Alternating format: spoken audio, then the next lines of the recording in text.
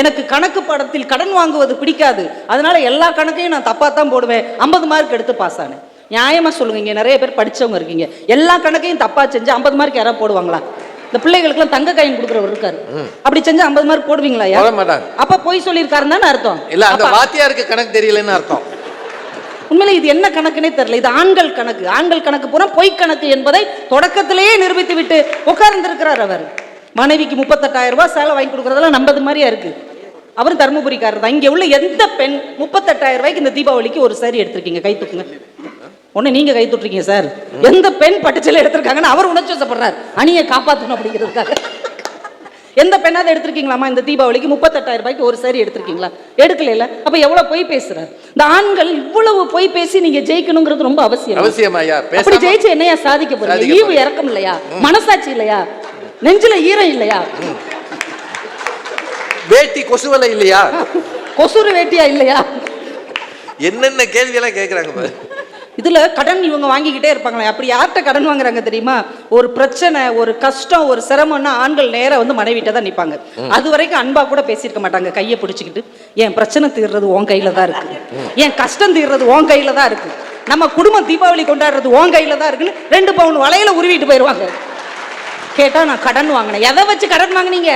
உங்களை நம்பி யார் கடன் கொடுப்பா அந்த ஊர்ல? உலக வங்கியா தரும்? பெரிய ஐநா சபை உறுப்பினர் இவரு. உலக வங்கியில இருந்து இவருக்கு கடன் கொடுக்குறாரு. எல்லாம் எங்க வளையலி எங்க நகையை வாங்கி அடகு வச்சு கடன் வாங்கிட்டு நான் கடன் வாங்கினேன். அது திருப்பி கட்டுறது நீங்க தானம்மா? திருப்பி எங்க நகை விலை ஏறும்போது நாங்க மறுபடியும் எக்ஸ்ட்ரா வச்சு 100 நகை வாங்கிக்கிறோம். அப்ப ஏதோ ஒரு உள்குத்து இருக்கு. இதுதாங்க என் மேக்கப் பண்றது. அவங்க மேக்கப் பண்றதுன்னு சொல்றாங்கல்ல, அது முகத்துக்கு மேக்கப் பண்றது இல்ல. குடும்ப பிரச்சனைகளை வெளியே தெரியாமல் மேக்கப் பண்ணுவதுதான் பெண்களுடைய வேலை. இதில் பெண்கள் வாங்கின நகைகள்லாம் வாங்குறாங்க. 10 வருஷத்துக்கு முன்னாடி வாங்கின நகை இன்னைக்கு எவ்வளவு கூடிருச்சு. ஆனால் ஆண்கள் வருஷம் கொண்டாடுறீங்களே 300 கோடி. பொங்கலுக்கு ஒரு 300 கோடி, தீபாவளிக்கு 400 கோடி. அது என்ன ஆகும்? எத்தனை மடங்கு? 10 மடங்கு உங்க உடம்ப கெடுக்குங்கிறது கூட தெரியாம எங்களை குறை சொல்வதற்கு உங்களுக்கு எவ்வளவு தைரியம் இருக்கும்? தனபாலனை பாருங்களேன், கை கட்டிட்டு நல்ல பையன் மாதிரி உட்காந்துருக்கு. கையை கட்டிக்கிட்டு ஒண்ணுமே தெரியாத அப்பாவி குழந்தை மாதிரி உட்கார்ந்துருக்கிறார். ரொம்ப நல்ல மனுஷன். வீட்டுல வந்து ஒரு பொங்கல் தீபாவளி வந்து எல்லா வேலையும் இவரும் கலந்துக்கிடுவார். போன பொங்கலுக்கு இவங்க மனைவி பொங்கல் கிண்டிக்கிட்டு இருந்திருக்காங்க. இவர் கொஞ்ச நேரம் கிண்டுங்க, உள்ள கொஞ்சம் வேலை இருக்கு, நீங்க தான் நல்லா கிண்டுவீங்களே அப்படின்னு சொல்லி ஒப்படைச்சிட்டு போயிருக்காங்க. இவர் நல்லா கிண்டுவார். பாத்தீங்கல்ல, நல்லா கிண்டுனாரா இல்லையாங்க? அவர் வீட்டுக்கு யாருமா போனது? நான் அந்த அண்ணிட்ட ஒரு நாள் பேசினேன், நெல்லிக்காய் வாங்க போயிருந்தேன், எனக்கு தான் வேலை. அப்ப வந்து அவங்க சொன்னாங்க, பொங்கல் கிண்டுங்க கொஞ்ச நேரம். உள்ள போயிட்டு வந்தேன், கிண்டிக்கிட்டு இருந்தாரு. ஏங்க இப்படி கிண்டக்கூடாதுன்னு? இல்லடி, குனிஞ்சு கிண்டும் போது மொபைல் போன் உள்ள விழுந்துருச்சு, அதான் உட்காந்து தேடிக்கிட்டு இருக்கேன் அப்படின்னா. அவரை போய் கிண்ட சொன்னதான் தப்பு. ஆமா, கிண்டல் பண்ண சொன்னா நல்லா கிண்டல் பண்ணிருப்பாங்க. இதுல இவர் எல்லா வேலையும் செய்யறோம்னு சொல்லிட்டு அவர் ஒரு வார்த்தை விட்டார் பாத்தீங்களா, ஊதாங்குழல் வச்சு நீங்க தான் வேலை பாக்குறீங்களான்னார். ஊதாங்குழல் எந்த காலத்துல யூஸ் பண்ணாங்க? ஊதாங்குழல் யூஸ் பண்ணி 40 வருஷம் ஆச்சா? அப்ப இவர் அடுப்படி பக்கம் எட்டி பார்த்தே 40 வருஷம் ஆயிருச்சுங்கிறதா உண்மை. கேஸ் அடுப்பு வந்து, ஸ்டவ் அடுப்பு வந்து, இப்ப என்னென்னமோ வந்துருச்சு. அவன் வந்திருக்கு, இவன் வந்திருக்கு. இது அடுப்படிக்கு போகாதவன் எவன்? டை மிஷின்ல ஏறி போய் தான் நாங்க இனிமே பிற்காலத்துல போய் உட்காந்து ஊதாங்குழல வச்சு ஊதணும். இதுல வேற அவர் வந்து ஒரு ஆராய்ச்சியாளர். இந்த ஆசிரியர் வேலைக்கு போயிட்டு வீட்டுல பொங்கல் கிண்டுனது போக மிச்ச நேரம் கிடைக்கும் போது உட்காந்து ஆராய்ச்சி செய்வார். ஒரு ஆராய்ச்சி செய்திருக்கிறார். இந்த வேட்டுகள் எல்லாம் எப்படி வெடிக்கின்றன, இந்த வேட்டுகள் வெடிப்பதை வைத்து அது ஆண்களா இல்லை பெண்களா என்பதை அவரே ஒரு நடுவராக இருந்து தீர்மானம் செய்திருக்கிறார். இந்த புஷ்வானம் பார்த்தீர்களா, அதுதான் பெண்கள். சங்கு சக்கரம் பார்த்தீர்களா, அதுதான் ஆண்கள். புஷ்வானம் இருந்த இடத்திலிருந்து புஷ் என்று மேலே போகும். இதெல்லாம் கண்டுபிடி கோயம்புத்தூர்ல இருந்து கிளம்பி வந்திருக்கார். சங்கு சக்கரம் சுத்தி சுத்தி வரும். அதுதாங்க நாங்களும் சொல்றோம். சங்கு சக்கரம் மருந்து தீர்ந்த பிறகு 10 நிமிஷம் ஆடும். போட்டிருக்க சரக்கு அப்படி தீர்ந்த பிறகு 10 நிமிஷம் 10 மணி நேரம் ஆடும். இதெல்லாம் நமக்கு தேவையா? எதுக்கு பேர் கெட்டு போச்சு? இது இருக்க இடத்துலதான் எரியும். மருந்து இருக்க வரைக்கும் தான் எரியும். அது சரக்கு தீர்ற வரைக்கும் ஓடும். பாயும், பக்கத்து வீட்டுக்கு பாயும், எதிர்த்த வீட்டுக்கு ஓடும். கொஞ்ச நேரத்துக்கு முன்னாடி ஒரு ரோபோட் வந்துச்சு இல்லையா, அது எந்த பக்கம் வருதுன்னே தெரியாம நம்ம பயந்து அது என்ன செய்யுதுன்னு தெரியல.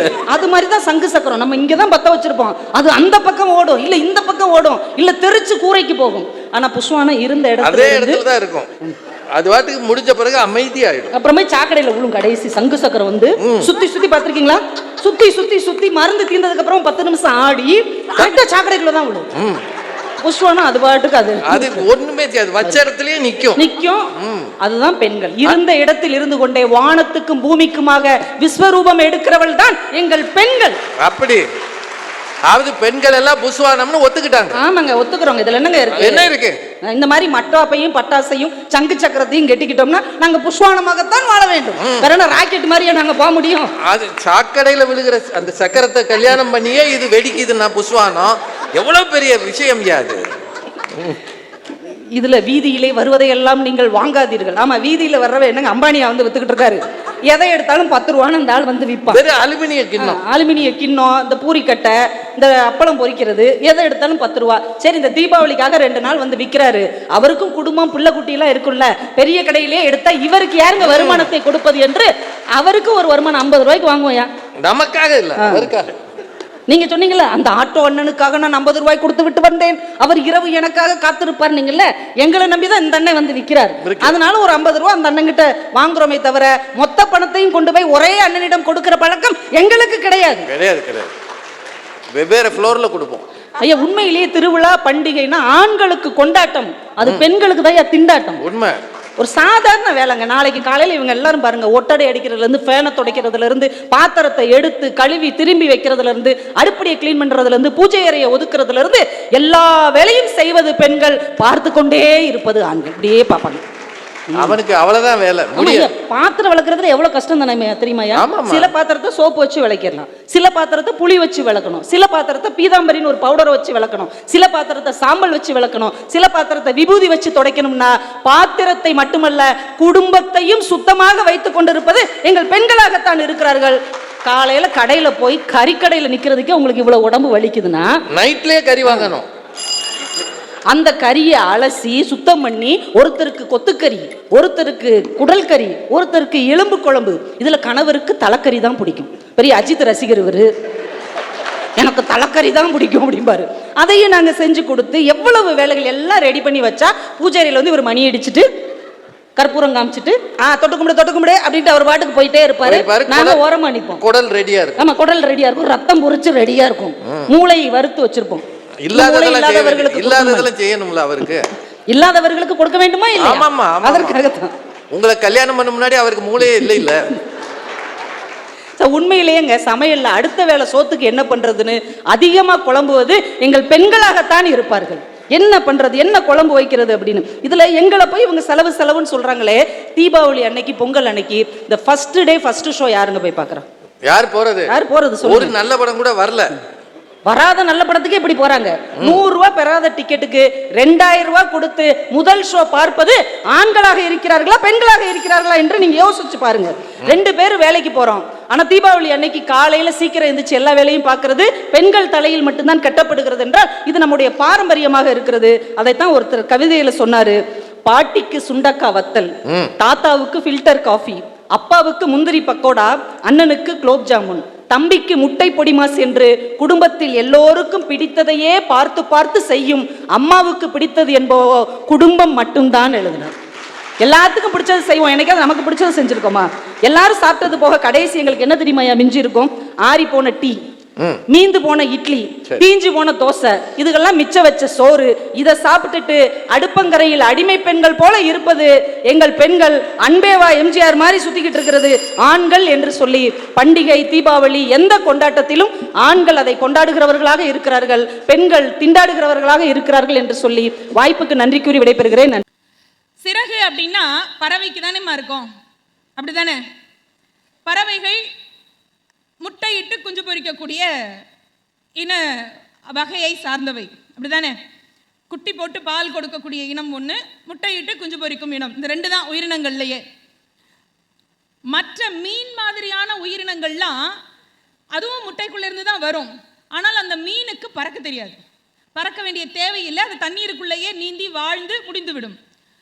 அது இருக்கிற அந்த பரப்பளவுக்கு தான், அந்த மீன் வளர்ற அந்த உடலினுடைய அளவை பொறுத்து தான் அது நீந்துற அந்த பகுதியினுடைய பரப்பளவும் அமையும். சரிதானே? சின்ன அளவில் இருக்கிற மீன் அது ஒரு குறிப்பிட்ட அளவுக்கு தான் நீந்த முடியும். பெரிய அளவில் வர்ற சுறா மீன் அது கடல் முழுக்க நீந்தி போகும். இது அதனுடைய தன்மை. பறவைகள் எப்படி அப்படின்னா, அவை முட்டைங்கிற சின்ன அந்த உருவத்துக்குள்ளேருந்து தான், பொருளுக்குள்ளேருந்து தான் வருகிறது. ஆனால் பறவையை பொறுத்த வரைக்கும் அது சின்னதா இருந்தாலும் சரி, மிக பெருசா இருந்தாலும் சரி, நிமிர்ந்து பார்த்தா வானம் முழுக்க தெரியும்.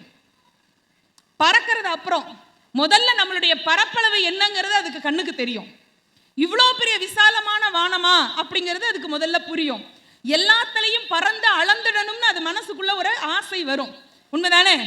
தாய்ப்பறவை என்ன பண்ணும், குஞ்சு பொறிச்சு வெளியில வரும் பொழுது என்ன பண்ணுமா, அந்த பறவைகளுக்கு முதல்ல அது கொண்டு போய் வந்து உணவு கொடுக்கும். எப்ப? சிறகுகள் முளைக்காத போது. சிறகுகள் முளைச்சிட்டு இருக்கான்னு தாய்க்கு நல்லா தெரியும்ல. இப்ப நம்ம வீட்டு அம்மாவுக்கு நல்லா தெரியும் நமக்கு எப்ப வாய் வளருதுன்னு. எதிர்த்து பேச ஆரம்பிச்சிட்டோம்னா வாயிலேயே சுண்டிடுவேன். படுவோம், என்ன பேச்சு பேசுற நீ அப்படின்னு திட்டுவாங்க. நம்ம அதுலேயும் அடங்காமல் வளர்ந்த கம்பெனி தான் நம்ம கம்பெனி. அது அடுத்தது. அதுலேயும் வேற பெண் பிள்ளைங்களா பிறந்துட்டோன்னு வச்சுக்கோங்க. நான்லாம் அந்த பேச்சை நிறைய எதிர்கொண்டிருக்கிறேன். வாய் தாண்டி இருக்கு உனக்கெல்லாம். உண்மையிலேயே என்னோட 8வது டீச்சர் சரோஜா டீச்சர் சொன்னாங்கங்க, வாய்க்கு வாய் ஏதாவது பதில் பேசிக்கிட்டே இருப்பேன்ல, அப்போ சொன்னாங்க ஒரு தடவை, வாய் தாண்டி இருக்கு உனக்கு, இதை வச்சு நீ ஏதாவது பொழைச்சாதான் உண்டு அப்படின்னாங்க. மகராசி சொன்ன வார்த்தை அப்படியே பழிச்சுக்கிட்டு இருக்கு. போகிற பக்கமெல்லாம் வாயை வச்சு தான் பொழைச்சிட்டு. தாய்ப்பறவை அந்த குஞ்சு பறவை முட்டைக்குள்ளேருந்து தலையை காட்டிய பிறகு அதுக்கு எப்ப சிறகு மிளைக்கும்னு பார்த்துக்கிட்டே இருக்குங்க. உணவு கொண்டு வந்து கொடுக்கும். ஆனால் சிறகு முளைச்சிருச்சு, அதுக்கு பறக்கிறதுக்கான அந்த பருவம் வந்து விட்டதுன்னா தாய்ப்பறவை உணவு கொண்டு வந்து கொடுக்காது. இன்னும் சொல்லட்டு போனா சில பறவைகள் கூட்டுல இருக்கிற தன் குஞ்சு பறவைய மூக்கால எத்தி கீழே தள்ளிரும். அது பொத்து பொத்துன்னு விழுகும். முதல்ல விழுகும், 2ஆம் தடவை விழுகும், 3ஆம் தடவை விழுகும். ஆனால் அடுத்த முறை தாய்ப்பறவை அப்படி செய்யுது அப்படின்னு சொன்னா அந்த குஞ்சு பறவை தன்னுடைய உடம்புல சிறகுன்னு ஒரு பாகம் இருக்குங்கிறதையே அந்த தாய் தள்ளிவிட்ட பிறகுதான் அது உணரும். அதை வச்சு அது பறந்து மீண்டும் மேலே வந்து உட்காருதா. ஒரு 4 அறிவு உள்ள ஜீவன் தாங்க பறவை இனம். நடக்கிற தன்மை இருக்கக்கூடிய நடப்பனன்னு சொல்றோம் இல்லையா, அதெல்லாம் 5 அறிவு தானே. 6 அறிவு ஜீவன் நம்ம வரிசையா படிச்சிருக்கோம் இல்லைங்க. அதுல பறவை இனங்களுக்கு 4 அறிவு தான். நமக்கெல்லாம் 6 அறிவு. எப்படி? 6 அறிவு இருக்கிறதுலயே டாப். தமிழ் நம்மளையெல்லாம் எப்படி சொன்னதுன்னா உயர்திணை அப்படின்னு சொன்னுச்சா. ஏன்? மற்றதெல்லாம் தாழ்திணை இல்லை, நம்மெல்லாம் உயர்திணைனா உயர்வுக்கு எதிர்ச்சொல் தாழ்வு தானேங்க வரணும். ஆனா தமிழில் தாழ்வுன்னு ஒன்று கிடையவே கிடையாது. உயர்வுக்கு எதிராக அஹ்ரிணை, உயர்வு அல்லாத திணை, அஹ்ரிணைன்னு அதுக்கு பெயர் வச்சாங்க பெரியவங்க. மொழியினுடைய அழக பாருங்க. சரி, இப்ப 4 அறிவு இருக்கிற அந்த பறவைக்கு எவ்வளவு ஒரு பெரிய ஞானம் பார்த்தீங்களா. ஒரு குஞ்சு பறவை வளரணும், அது தனித்துவமாக இருக்கணும்னு சொன்னா கூட்டுக்குள்ளேயே உட்கார்ந்து இருக்கிறதோ முட்டைக்குள்ளேயே இருக்கிறதோ அதுக்கு வளர்ச்சி இல்லை. முட்டையை விட்டு வெளியில வந்தோம், கூட்டை விட்டு அடுத்து பறக்கிறதுக்கு அதுக்கு பயிற்சி கொடுக்கணும்னு தாய்ப்பறவைக்கு தெரியுதா? மேல இருந்து பிடிச்சி தள்ளி விடுதா? இப்ப நான் ஒண்ணு கேட்கிறேன் உங்ககிட்ட, சிறகு இருக்கிற எல்லா பறவையும் பறக்குமா? இது என்னம்மா கேள்வி? சிறகுன்னு இருந்தா பறக்கத்தானே. அது சிறகு இருக்கிற எல்லா பறவையும் பறக்குமா? இந்த கேள்வியை ஒரு பக்கம் அப்படி வச்சுக்கோங்க. இதுக்கு என்ன பதில்னு நான் அப்புறமா தான் சொல்லுவேன். ரொம்ப நேரம் ஆயிடுச்சுன்னா அடுத்த வருஷம் வந்து கூட சொல்றேன். சரிதானே? ஏன்னா தீர்ப்பெல்லாம் தள்ளி வச்சா கம்முன்னு கேட்டுட்டு வர்றோம்ல சார். எத்தனை தீர்ப்பு தள்ளி தள்ளி போகுது. அங்கே ஏதாவது நம்ம பேச முடியுதா? இங்கேயும் அதே தான்.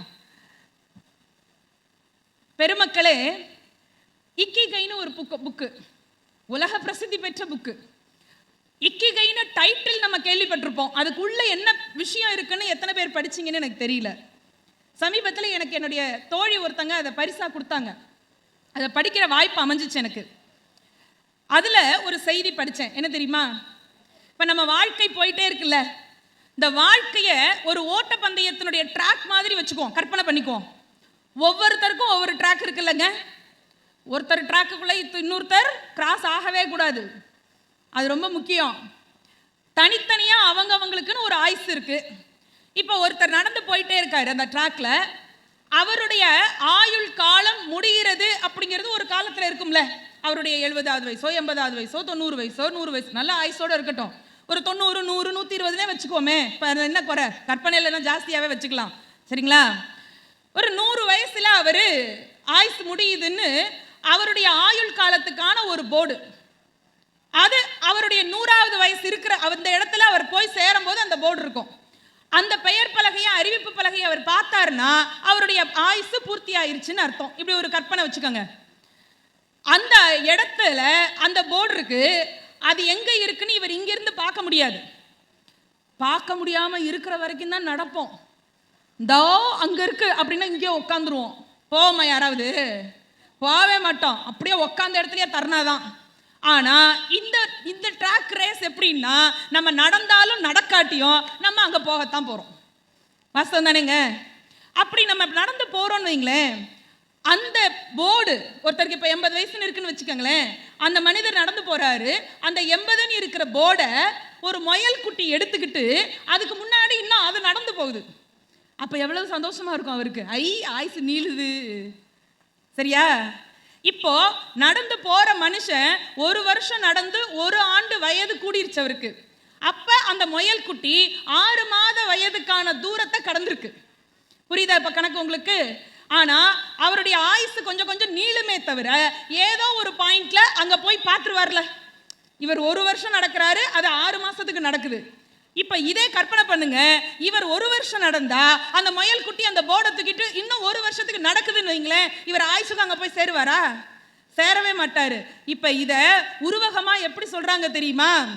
நம்மளுடைய ட்ராக்னு ஒன்று இருக்கு, அதுல இருந்து நமக்கு முன்னாடி அந்த முயல் குட்டி அந்த போர்டை எடுத்துக்கிட்டு முன்னாடி போகுது இல்ல, அது எதுவா நாம வாழக்கூடிய வாழ்க்கை முறையும் கற்றுக்கொள்ளக்கூடிய நம்முடைய உந்து சக்தியும் என்று சொல்லுகிறார்கள். விஷயம் புரியுதுங்களா? நீங்க இங்க இன்ஜினை ஓட்ட ஓட்ட இங்க அந்த ஆப்ரேட் பண்ண பண்ண முயல் குட்டி வேகமா நடக்கும். டியூராசெல் பேட்டரியில ஒரு முயல் குட்டி ஓடும் பார்த்தீங்களா? மற்றதெல்லாம் தொபக்கு தொபக்குன்னு விழுந்துரும் அடுத்த 2 நிமிஷம் 1 நிமிஷத்துல. ஆனால் டியூராசெல் முயல் குட்டி மட்டும் ஓடிக்கிட்டே இருக்குன்னு அந்த விளம்பரம் ஒன்று வரும் பார்த்தீங்களா? ஏன் அந்த டியூராசெலுக்கு முயல் குட்டியை பயன்படுத்தினான்னு எனக்கு இப்போ படித்ததுக்கு அப்புறம் தாங்க தெரியுது. இது இக்கிகை புஸ்தகத்தில் வரக்கூடிய வாழ்க்கையில் மூப்பையும் மரணத்தையும் தள்ளி போடக்கூடிய ரகசிய செய்தி என்ற தலைப்பில் இந்த செய்தி வருதுங்க. இப்போ நான் அதை அப்படியே உங்களுக்கு திருப்பி சொல்கிறேன். நம்மளுடைய பெயர் பலகை, நமக்கான வயது பலகையை எடுத்துக்கொண்டு ஓடக்கூடிய முயலை நாம் இங்கிருந்து இயக்க வேண்டும் என்று சொன்னால், நாம் வாழக்கூடிய வாழ்க்கையில் ஆரோக்கியத்தை பேண வேண்டும், நல்ல எண்ணங்களை வளர்த்து கொள்ள வேண்டும், நல்ல வாழ்க்கையை மகிழ்ச்சியாக வாழ்வதற்கான உந்து சக்தியை இங்கே உருவாக்கினால் முன்னால் ஓடும் முயல் குட்டி நம்முடைய பதாகையை எடுத்துக்கொண்டு வேகமாக ஓடும், வாழ்நாள் தன்னை போல நீடித்து விடும் என்று அந்த தத்துவம் முடிகிறது.